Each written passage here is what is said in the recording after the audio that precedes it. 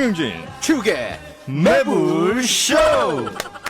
자, 그러면 세계가 어떻게 돌아가는지는 좀 알고 살아야 되지 않겠습니까? 지금 함께 해보죠.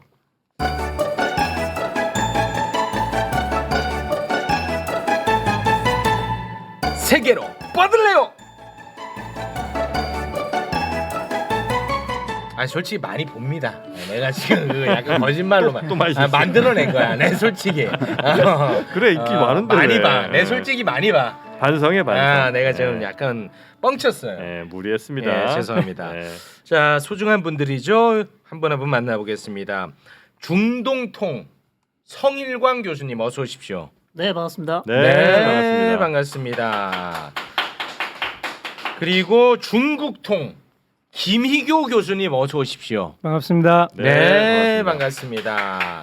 그리고 이분이 지금 그냥 외교통이야. 외교통인데 네. 너무 모시기가 어려워. 네, 그 부분이 조금 아쉽게 느껴집니다. 김준영 교수님 어서 오십시오. 네, 안녕하십니까. 네. 자주 나오겠습니다. 반갑습니다. 아니 왜 이렇게 빼시는 거예요? 빼는 게 아니고 네. 일정이 안 맞는데 앞으로 잘하겠습니다. 매불쇼만 유난히 싫어하는 건 아니죠? 앞으로 잘하려고 그랬는데 아까 그 말 때문에. 예, 교수님 그동안 안 나오셨잖아. 그 화낼 자격도 없어요. 안 나오셨잖아. 예. 네, 대단히 고맙습니다. 교수님한테 짧게 뭐 하나 여쭤봐도 됩니까? 네. 그 얼마 전에 부산에 네. 그 전략 핵 잠수함 왔었고, 네. 그 24일에 핵 추진 잠수함 또 제주에 오지 않았습니까? 네. 이거 뭐 어떻게 봐야 됩니까? 한국이 원해서 그런 거 아닙니까? 우리가 원해요? 그 미국 쪽에서 이런 얘기를 했어요. 이 정부는 도대체 아는 단어가 하나밖에 없냐? 사실 미국 쪽에서 하도 귀찮게 굴고 하도 원하니까 그게 뭔지 아세요? 확장 억제. 확장 억제. 그러니까 이 확장 억제라는 거는 미국이 해구산입니다. 아주 간단하게 얘기하면. 근데 해구산은 쓸 때까지는 모르는 거예요. 무슨 말이냐면 신뢰가 없으면 전쟁이 났을 때 예를 들어 미 해구를 지켜줄 것이냐 그건 영원히 확인할 길이 없어요. 확인하면 안 되는 거죠. 그렇죠. 그런데 계속 확인해내라고 얘기를 하니까 두 가지를 얘기했죠. 그다음 이게 이제 상시 정경입니다. 그 중에 하나가. 그리고 우리 쪽에서 얘기하는 핵 공유였죠. 차라리 우리가 공유하게 해달라 그랬는데 네, 그거는 발폈죠. 예, 발표했고 예. 그다음에 이제 확장 억제인데 그 중에 하나가 이 전략자산. 그 전략자산은 미국의 핵잠수함이라든지 전폭기 같은 것을 한반도로 자주 출몰시킨다는 상시대기라는 예. 거예요, 그게. 자주 이렇게 보여주는 거예요? 근데 이게 네. 나중에 어떻게 되느냐? 처음에는 우리 미국의 훈련 스케줄에 따라서 자주 올 수 있는데 다음부터는 한국이 원해서 오면 이들의 움직이는 돈을 경비를 우리가 될 수 있습니다. 그러니까 그들의 목적에 따라서 오면은 그들이 비용을 지불하는데 그렇죠. 우리의 목적으로 오게 되면 우리가 또 비용을 지불해야 된다는 거예요. 그리고 올 때마다 북한도 지금 반발하죠. 올 때마다 한반도는 긴장이 계속 올라갑니다. 예. 돈 내고 긴장 올립니다. 긴장 올리고 남는 게 없네요. 그렇죠. 남는 거 없는 게 하는 게 특기인 것 같습니다. 어떻게 보면 또 이것도 국내 정치용이라고 볼 측면도 있겠군요. 그리고 약간 런웨이 같더라고요. 거기가 잠수함 무슨 패션쇼 런웨이 할 같더라고요. 알겠습니다. 네, 자 이것도 역시 준비되지 않은 주제였는데 생각보다 좀 길게 이어졌고요. 오늘 이제 준비된 내용으로 바로 갑니다. 충실하게 합니다.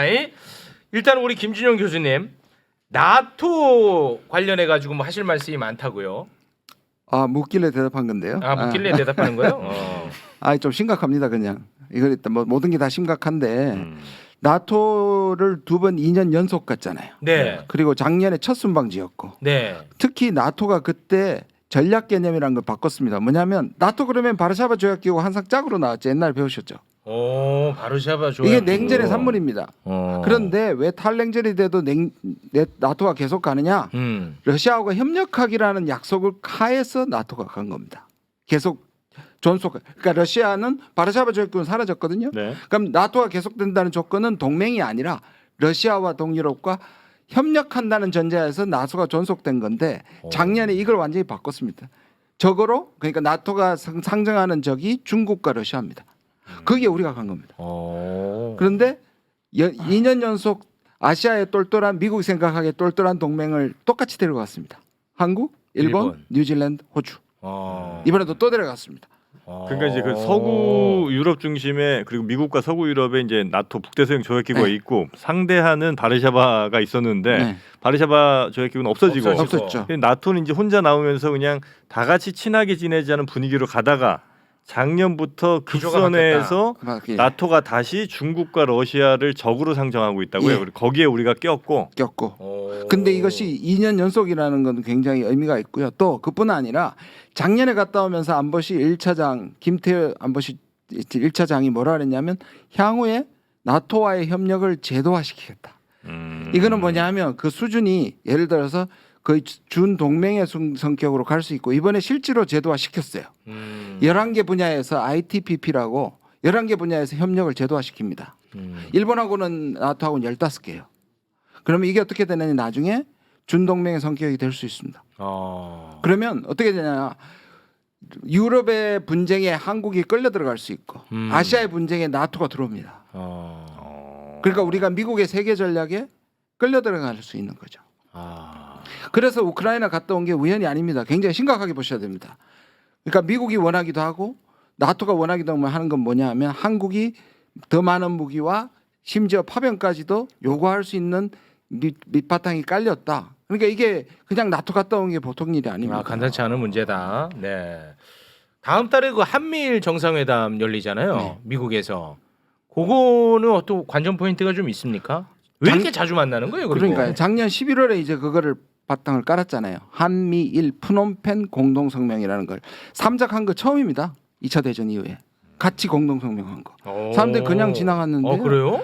그리고 그때 미사일 정보를 같이 교환하기로 했죠. 그리고 다음 만남을 언제 했냐면 G7에 만나기로 했었는데 미국 정부 부도 사태 때문에 잠깐 보고 못 만났잖아요. 거의 못 봤죠. 네. 그리고 그때 초청했지 않습니까? 바이든이 워싱턴으로 초청했다. 이게 바로 8월에 다시 초청하는 겁니다. 그런데 더 주목하셔야 되는 거는 정상회담이 아닙니다. 정상회의라고 붙이기 시작했습니다.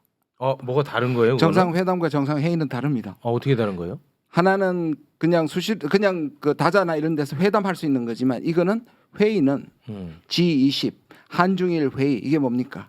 정례화입니다. 정례화요. 네. 한미일이 앞으로 3자가 정례화하는 겁니다. 하나의 기구가 되는 겁니다. 소다자 기구가 되는 겁니다. 지금 잘 보십시오. 이제 용산에서도 그렇게 해가고 미국도 그렇게 얘기합니다. 정상회의라고 붙입니다. G20, G7, 나토 이런 것처럼 회의입니다. 아니 그러니까 뭐 의제는 뭐예요 도대체?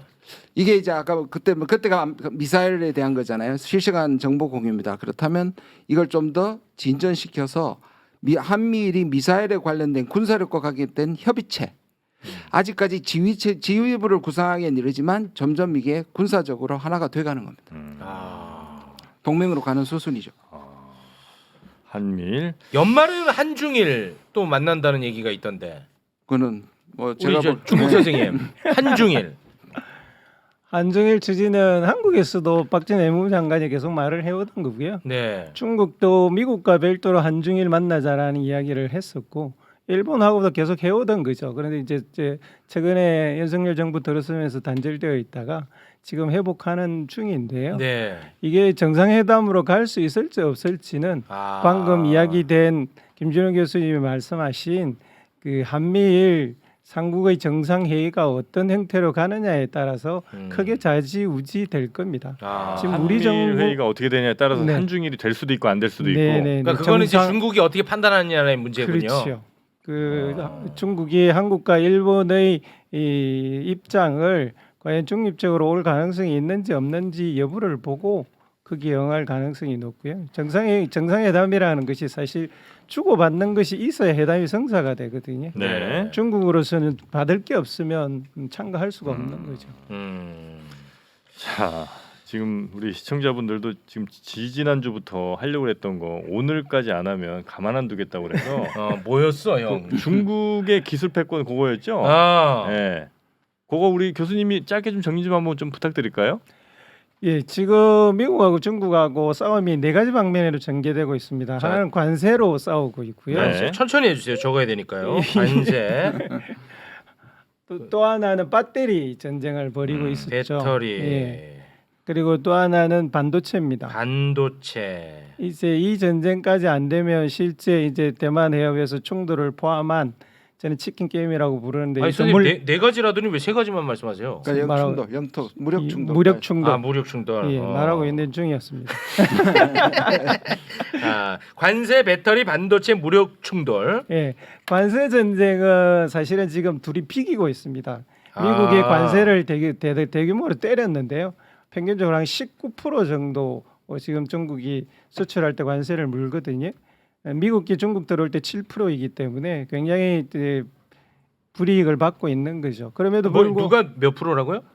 중국에서 미국으로 갈 때는 중국에서 19. 미국으로 갈 때는 수출하는 관세는 19%를 물어야 돼요. 19요? 예, 와 이거 대단하네. 평균적으로 그렇습니다. 어. 근데 이제 반대로 미국에서 미국에서 중국 중국으로 오는 갈 건 때. 7% 수준이거든요. 와 차이 그러니까 많이 중국은 나네. 여기에 대해서 불만이 굉장히 많고요. 중국 이거 화날 만하다 이거는 맞지? 근데 중국이 관세를 높이게 되면 어떤 물건들이 주로 여기 걸립니까?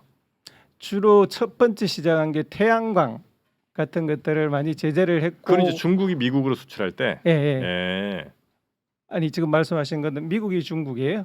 예, 그러니까 미국 예를 들어서 중국이 이제 야 니네만 그러면 7% 물면 안 되니까 우리도 올릴게 뭐 이렇게 우리도 이제 전쟁할 수 19까지 있잖아요. 쫙 끌어올린다.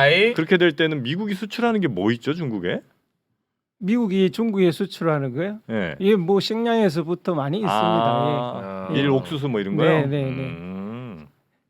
기본적으로 지금까지 수출이 되어 오던 것은 다 됩니다. 2022년에는 오히려 수출이 늘었거든요. 네. 그런 점에 있어서는 이 관세 전쟁은 사실 지금 비기고 있는 중입니다. 관세는 무승부, 배터리는 사실상 중국이 이겼고요. 배터리는 중국 승. 미국이 포드가 지금 실제적으로 중국 배터리 회사와 제휴를 했을 만큼 네. 이미 배터리 부분에 있어서는 중국을 제어할 수 있는 방법이 없다라고 그거 사실상 미국 의회에서 다시 조사한다고 하지 않았습니까? 그 의회는 계속 중국권에 대해서는 그렇게 네. 반발을 아, 보이고 그래. 시비를 거는데 네. 사실상 기업에서는 지금 못할 배터리 것이다. 문제에 대한 방법이 없기 때문에 그것은 의회의 뜻대로 될 가능성이 저는 많지 않다. 중국 승, 배터리 예. 중국 승. 이제 문제는 반도체. 이 반도체인데요. 예. 여지껏은 반도체 전쟁은 미국이 이겨왔습니다. 특히 거기 네덜란드하고 일본이 동맹으로서 가담을 해줬지 않습니까? 그래서 이 반도체 장비 수출을 일본은 이제 다음 달부터 시작하고요. 네. 안 하기로 통제하기로 했습니다. 끈끈이 두 국가 다 끈끈이 허락을 받고 수출을 하는 걸로 중국에 수출을 하는 걸로. 네. 미국에서 중국 넘어가는 반도체. 아니요.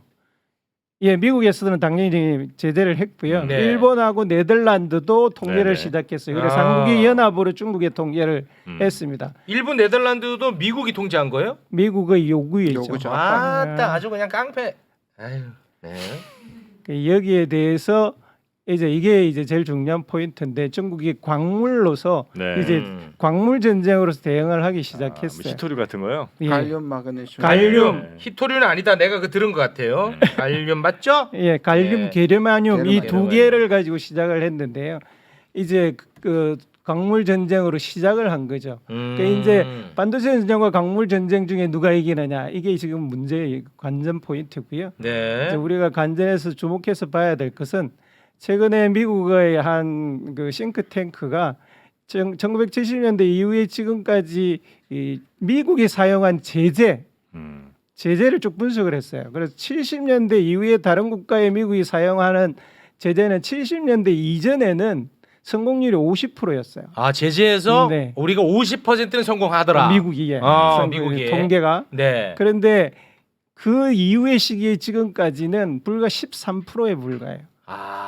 제재가 손해네. 그러니까 이 제재를 하는 게 네. 농구의 이 강압 수비와 같은 거여서 지치네. 한번 팍 하고 말아야 되는데 계속 할 수는 없거든요.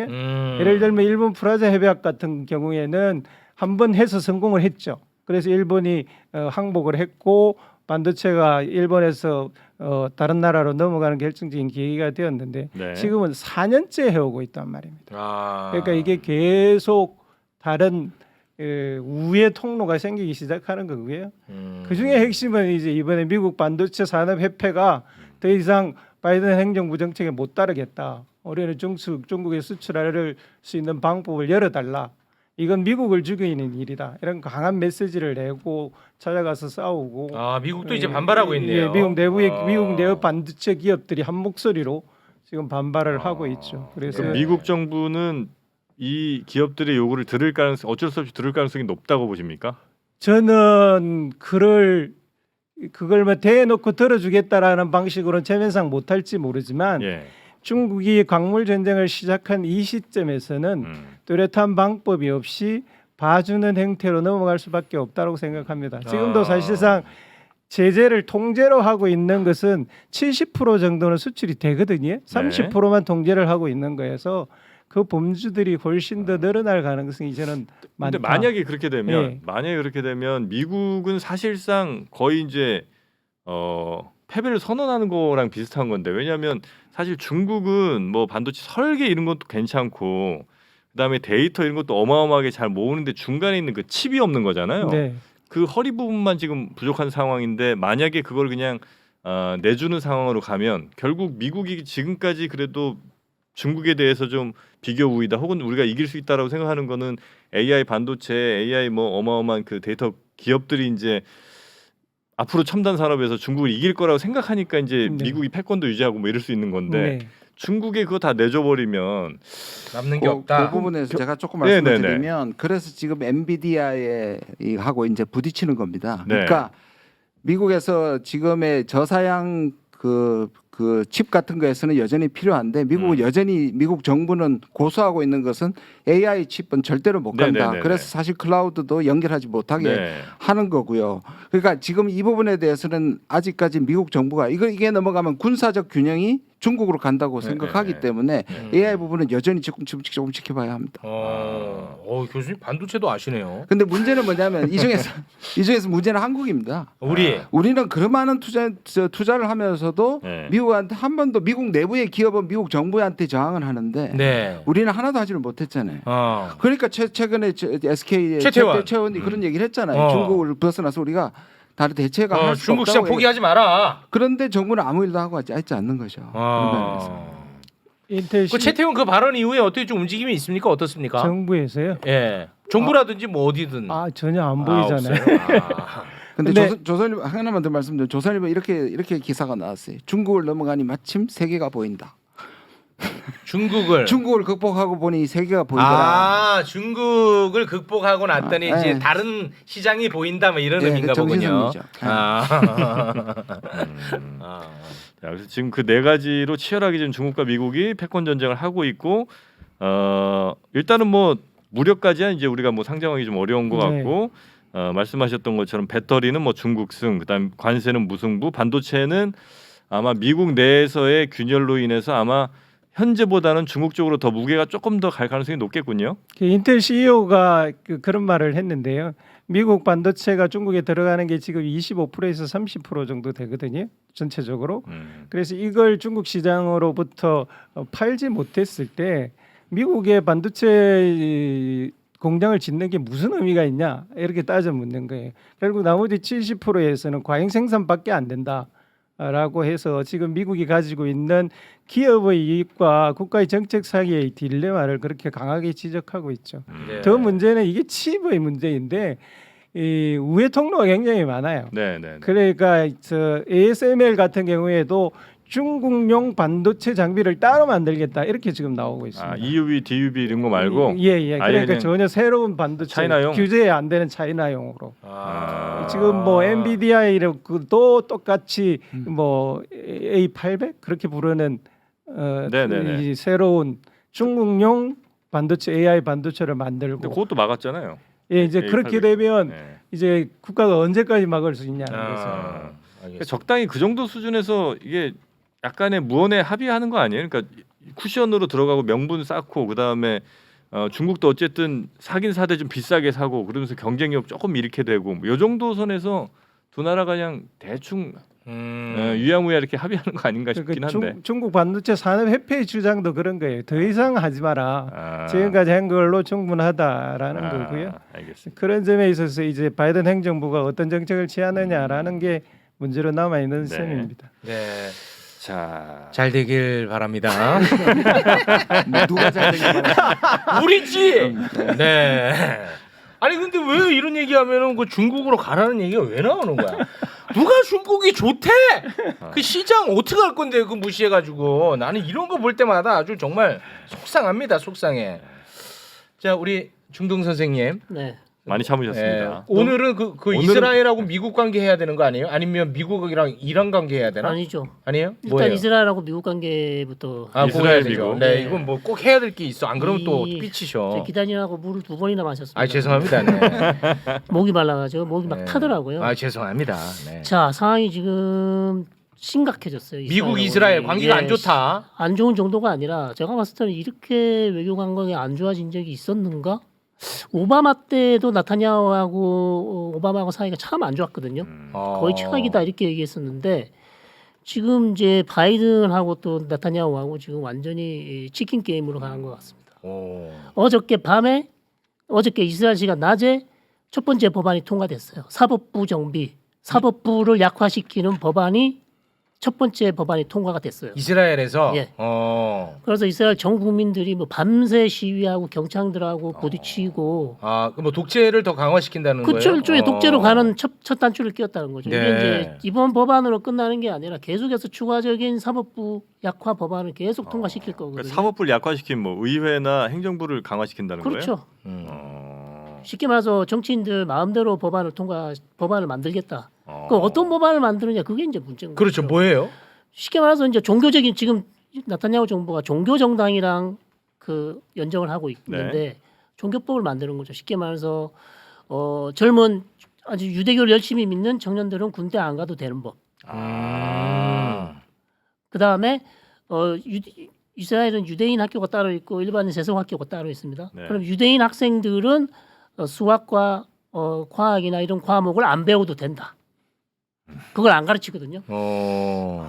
그거를 이제 새로운 법안을 또 통과시키려고 그러고 그 다음에 또 하나 한쪽에 있는 종교인들은 정착촌을 확장하자는 거. 요르단강 서안에 정착촌을 계속 확장하거나 아예 합병하든지 상당히 구구적인 법안을 통과시키려고 하죠. 그러니까 팔레스타인 사람들 있는데 좀 더 밀어낸다든지 뭐 이런 식의. 그렇죠. 예. 정착촌을 확장시키면 결국 이스라엘 팔레스타인 평화 협상은 그걸로 끝이 납니다. 끝난다고 봐야 되죠. 그러니까 바이든 대통령이 그렇게 하지 말라고 몇 번을 경고를 했음에도 불구하고 그쪽으로 가고 있어. 나타냐후가 일단 첫 번째 법안을 통과시켜서 완전히 지금 치킨 게임으로 가고요. 최근 전화 통화에서 만날 수도 있다. 한 7개월 동안 나타냐후 총리를 안 만났습니다. 네. 직권하고 백악관 초청도 안 했고요. 근데 마지막에 전화해서 조만간 만나자. 뉴욕 유엔 총회에서 만나든지 만나자 그랬는데 지금 법안을 통과시켰기 때문에 안 만나겠군요. 그 만남도 아마 취소될 가능성도 있다. 상당히 지금 외교 관계가 그리고 미국에서는 지금 하는 얘기들이 전 주미 대사 이스라엘 미국 대사들 하는 얘기가 이스라엘 군사 지원 1년에 38억 달러 주거든요. 네. 그거 중단시키자. 이제 끊자. 쟤네 네, 안 되겠다 이제. 이렇게 돈을 많이 주는데 좀 이런 거 좀 하지 마라, 좀 도와달라 이렇게 얘기하는데 하나도 안 듣지 않냐. 그럼 우리가 도대체 그렇게 많은 돈을 줄 필요가 뭐가 있냐. 그러니까 이스라엘 미국 관계를 새로 한번 재고를 해야 될 시점에 왔다는 네. 기사들이 지금 뭐 뉴욕 아니 타임즈 근데 이스라엘은 네. 그 정도로 이렇게 좀 약간 그러니까 우리가 볼 땐 좀 약간 비상식적이잖아요. 네. 그런 선택들을 왜 자꾸 하게 되는 그러니까 거예요? 이제 이스라엘 내 국내 정치가 대통령제가 아니고 네. 의원 내각제인데 네. 한 정당이 정권을 집권할 수가 없습니다. 반드시 연정을 해야 돼요. 그럼 군소 작은 정당이 들어왔는데 이번에 구구 정당하고 종교 정당이 연정을 하고 있거든요. 네. 그럼 이 정당들이 연정하는 대가로 총리에게 무슨 요구를 할까? 법안 통과를 요구를 하지 않습니까? 그걸 안 들어주면 어떻게 될까요? 연정이 무너져요. 깨지지. 연정이 무너지면 총리직을 잃죠. 거기다가 나타냐후는 지금 재판을 받고 있습니다. 뇌물수수 재판을 받고 있어요. 그래서 이거는 사실 본인이 사법부 정비를 하는 것은 이익 충돌에 속합니다. 왜냐하면 사법부 지금 재판을 받는 사람이 왜 사법부를 정비를 합니까? 상당히 논란이 많은 거죠. 이스라엘도 엉망이네.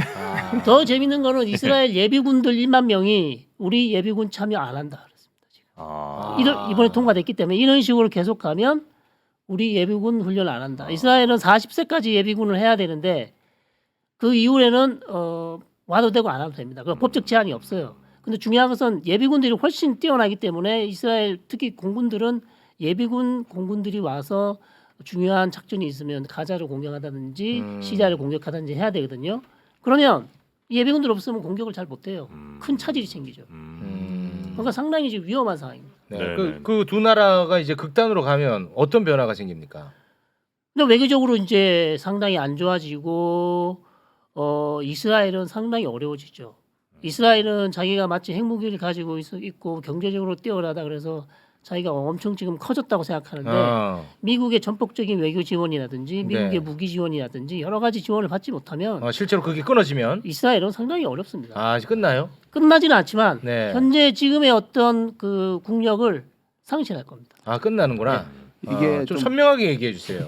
네. 근데 이제 좀 다른 측면이 미국 쪽에서도 있는데 왜냐하면 이게 지금 바이든 저기 오바마 때 결국 이란하고 협정할 때부터 사이가 나빴거든요. 그다음에 이제 이스라엘이 계속 우경화되는 데 대해서 이 민주당 정부는 또 공화당과는 달리 상당히 이걸 경계를 해왔는데 예. 문제는 이제 나타나유만 속 빼고 왜냐하면 이 미국 내부에 여전히 유대인 세력이 워낙 강하기 그러니까 때문에 네. 이 전체를 버리기는 불가능할 거예요. 미국의 제일 좋은 선택은 나타나요만 버리는 거죠. 한 명만 그냥 그러니까 탁 그거를 이제 떼내는. 분리시키고 그렇게 할 수 있느냐의 미국의 관건이죠. 안 그러면 미국도 곤란합니다. 왜냐하면 이스라엘 자체를 무시할 수 없고 특히 미국은 중동에서 공백이 너무 커졌어요. 너무 빠져나와서 사실 저기에 대한 만약 이스라엘과 사이가 나빠지면 거의 영향력을 다 잃게 되거든요. 아니 뭐 사우디라든지 이란 그리고 사우디는 지금 중국하고 네. 손잡고 있죠. 사우디하고 이스라엘 손잡고 있죠. 하스님 중동은 좀 건드리지 않는 게 좋을 것 같습니다. 네. 미국의 입장만 얘기했습니다. 네네. 중동은 아이. 건드리면 안 돼요. 외교 전문가신데 아니 아무리 그래도 그 상도이가 있죠. 예의를 보이십시오. 그래도 마음에 들었군요. 예, 존중해 주셔야죠. 네. 네. 이스라엘을 버릴 수는 없다. 중동화도 지금 조금 버릴 수는 없는데 네. 지금 상황이 이스라엘은 이제 그런 약점을 가지고 지금 자기 마음대로 그걸 알고 있구나 알고 있기 이스라엘은. 때문에, 예, 야. 자기가 필요하다는 걸 알기 때문에 지금 알고 이러는데 있어. 사실 나탄야후만 사퇴를 하면 해결은 될 수 있다고 봅니다. 나탄야후가 너무 과욕이 심해요. 지금 최장수 총리에다가 총리가 어떻게 재판받는 총리가 어디 있습니까 세상에. 재판을 받으면 사실상 사퇴를 해야 되거든요. 낯짝이 두꺼워서 사표도 안 내고 지금 재판 받으면서 총리직을 수행을 하고 있어요. 이거는 몇 년째 하고 있어요. 그 지금 재판을 한 2년째 아니 총리. 한 16년, 17년 됐죠. 딱 오래 했네. 네. 16년. 네. 와. 그러니까 뭐 인물이 없는 건지 몰라도 여하튼 나탄야후만 본인이 정치적인 생명을 이번에 정치 그만두겠다. 그렇게 하면 젊은 사람 세워주고 하면 사실 스스로 해결될 그만둘 수 리는 있는데. 없겠죠 뭐. 국민적 저항이 그런 워낙 건 없어. 심해진다든지. 역사상. 폴리바게닝을 하면 되거든요. 아, 재판을 받고 사법부랑? 재판을 받고 재판 이거 다 없애줄게. 그럼 정치권에서 그냥 떠나세요. 그러면 되는데 그걸 안 하는 거예요. 과욕이 너무 심하죠. 거기다 요즘은 심장에 수술까지 했어요 지금. 몸이 안 좋아요. 네, 몸이 안 좋습니다. 어. 어떻게 될지 몰라요. 네. 남의 나라라고 너무 막히셨습니다. 어떻게 됐으면 좋겠다는 사람들도 많습니다. 네, 지금 상황이 너무 안 좋아요. 너무 안 좋아. 네, 이스라엘 너무 안 좋습니다 지금. 그러니까 이스라엘이 이렇게 좀 약간 이렇게 삐딱하게 간 게 처음인 것 같아서. 그러니까 이전에도 종교 정당이 연정을 했었는데 네. 이런 요구를 하면 총리들이 다 거절을 했어요. 네. 왜냐하면 이스라엘 본인이 지킨 가치가 있잖아요. 미국하고 민주주의의 가치, 자유주의, 자유민주주의인데 이거를 지금 다 버리고 구구적으로 간다? 뭐 이스라엘 국가를 완전히 종교적인 국가, 유대교 국가를 바꾸느냐? 이게 지금 심각한 문제거든요. 그러니까 네. 미국이 절대 반대하고 있습니다. 지금. 네, 네, 알겠습니다. 시간이 다 됐어요. 네. 네. 그 우크라이나 그 곡물 아, 그 그걸 좀 러시아가 어떻게 그거 뭐 계속 공격하고 박살내고 수출 못하게 하고 뭐 그런다는 그렇죠. 얘기가 나오던데. 그것만 한번 마지막으로 좀 체크하고 넘어갈까요? 누가 전문가요 이쪽은? 곡물 전문가. 예. 존 미어 사이머라고 하는 미국의 유명한 국제 정치학자가 있습니다. 소프트 파워라는 개념을 만든 사람인데요. 그 사람이 이번에 프리젠코 반란 이후에 러시아가 더 강해졌다 이렇게 말을 했어요. 그 이유는 이제 용병들이 정규군 체제에 편입되었기 때문에 이전보다 오히려 더 강해졌고 러시아를 더 몰아붙일 가능성이 오히려 더 희박해졌다 이렇게 말을 한 거거든요. 이제 그런 상황에서 곡물 전쟁을 러시아가 일으킴으로써 네. 러시아가 훨씬 더 강력한 우크라이나 전선에서 협상의 카드를 높이고 있다라고 저는 봅니다. 러시아가 좀 더 많은 키를 지금 이제 네, 주게 된 네. 거군요. 이 전쟁의 목적이 누구를 소모시키고 무력화시키느냐에 있습니다. 미국은 러시아하고 우크라이나 전쟁을 뭐 유도까지 안 해도 내버려 둠으로써 러시아를 약화시킨다는 게 미국의 전략이었고. 전략입니다. 네. 근데 실제로는 우크라이나가 지금 소진되고 있고 거의 그뿐만 아니라 미국이 소진되고 있거든요. 이것도 굉장히 심각한 겁니다. 아 거기에다가 이제 곡물까지 들어가서 그러니까 좀 더 아까 힘들어졌을 미어샤이머 같은 거 저도 그렇게 말을 하거든요. 오히려 이 전쟁은 러시아가 지고 있는 전쟁이 아니다. 아. 이 미디어에 공통적으로 얘기하는 게 사실이 아닌데 명분적으로는 맞지만 네. 실질적으로는 오히려 미국이 손해보고 우크라이나가 훨씬 더 비참하게 되는 전쟁일 수 있다라고 생각합니다. 시간이 계속 오래될수록 오히려 시간이 그렇죠. 러시아 편일 가능성이 좀 있어요. 예를 들면 포탄 같은 거 미국에서 포탄 생산력이 이번에 한계를 드러냈거든요. 그래서 자꾸 한국이란 다른 나라한테 지금 포탄하거든요. 미국의 전쟁 수행 능력에 바닥을 보였다고 얘기가 또 하거든요. 네, 그리고 네, 네. 끊임없이 물자를 계속하는 게 언제까지 할 수 있겠어요? 근데 그거는 미국보다는 러시아가 더 불리한 상황 아니에요? 왜냐하면 러시아도 소모가 되죠. 근데 이 네. 전쟁은 제한 전쟁으로 우크라이나에서만 일어나고 있잖아요. 네. 그렇지. 그 정도는 러시아가 감당할 수준이 감당할 된다. 수 있는 수준인 거죠. 근데 그거를 미국은 감당 못 한다는 거예요? 아니 그게 이제 들어가는 물자들이 지금 계속 그게 좀 밑빠진 독에 이제 물붓기가 되는 거잖아요. 그게 효용성 있는 투자가 아닌 거죠. 계속 네, 새기도 네, 네. 하고 소모되고. 없어지기도 하고. 방어하기가 공격하기보다 10분의 1 정도로 어렵다고 합니다. 그러니까 쉽다고 합니다. 그러니까 스타크래프트. 예, 지금 네. 러시아가 점령한 지역을 회복하려면 10배의 러시아의 10배의 힘이 있어야 가능한 게 되는 계산이기 때문에 초반엔 러시아가 쳐들어오는 거였지만 쳐들어올 이제는 때 막았어야 하는데 이제는 완전히 수비 수복을 전략, 해야 되는 거니까. 수비 전략이거든요. 아 이제 뭐 미네랄이 없어. 아. 미네랄 캐야 되는데. 근데 그래서 영국의 이제 이카노미스트 같은 데를 보면 쇼미더머니. 또 우크라이나 편을 드는 그런 그럴 수밖에 없죠. 지금 그런 기사도 명분이나 많이 정황에서 나요. 있어요. 예. 우크라이나에서는 계속 이긴다고 얘기해야지 네. 원조를 받을 수 있고요. 아 그래요. 알겠습니다. 오늘은 여기에서 마무리 짓도록 하겠습니다. 함께해 주신 세 분 너무 서운해하지 마시고 요 정도면 됐잖아요. 이 정도 됐잖아요, 솔직히. 아, 이렇게 해도 또 아쉬워하시네 표정도. 다음에 한 번 더. 네, 알겠습니다. 네. 함께해 주신 세 분 대단히 고맙습니다. 고맙습니다. 네. 고맙습니다.